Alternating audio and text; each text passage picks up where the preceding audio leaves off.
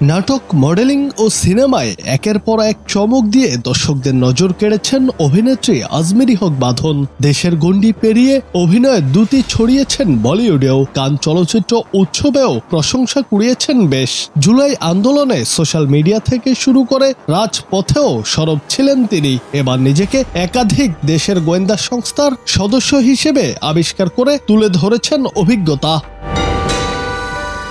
রোববার নিজের সামাজিক যোগাযোগ মাধ্যম ফেসবুক অ্যাকাউন্টে শেয়ার করেছেন সেই অভিজ্ঞতা। জানিয়েছেন জুলাই গণ অভ্যুত্থানের পরে ও আগের বেশ কিছু ঘটনা। এই অভিনেত্রী লেখেন, 2021 সালে যখন বলিউডের সিনেমা খুফিয়াতে কাজ করলাম, তখন আমি ছিলাম একজন গর্বিত র এজেন্ট। সিনেমায় সহ অভিনেতা হিসেবে ছিলেন তাবু, কিন্তু এর পরই ঘটনায় মোড় নেয় যখন আমাকে সিনেমার প্রিমিয়ারে যেতে বাধা দেয়া হলো।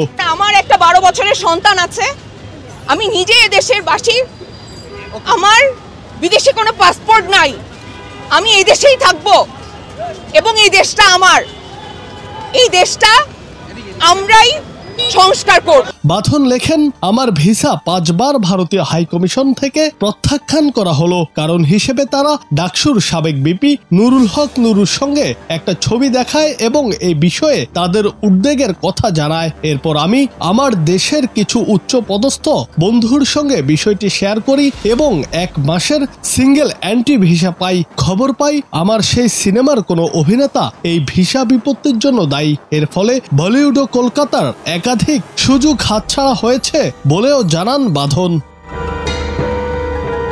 এরপর তিনি জুলাই অভ্যুত্থান প্রসঙ্গে বলেন, জুলাই অভ্যুত্থানে আমাকে বলা হয় আমি সিআইএর এজেন্ট এবং USAID থেকে টাকা নিয়েছি এবং এই অভ্যুত্থানের জন্য দায়ী। তারপর বলা হয় আমি জামাত কর্মী, কারণ আমি আমার প্রোফাইলে এক জামাত নেতার ছবি শেয়ার করেছি। এর মধ্যে আমাকে বলা হয় আমি ইসরায়েলি গোয়েন্দা সংস্থা মোসাদের সদস্য।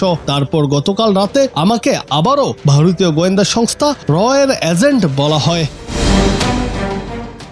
বাঁধন জানান, এখানেই শেষ নয়। তার এক কাছের বন্ধু যিনি বর্তমান সরকারে আছেন, তিনি বলেছেন টাকা খাইছ। হতাশা প্রকাশ করে বাঁধন বলেন, কি ধরনের সমাজে বাস করি আমরা, এখানে কেউ দেশকে ভালোবাসে না এবং মনে করে অন্য কেউও দেশকে ভালোবাসে না। জুনায়েদ আহমেদ, বাংলা টিভি।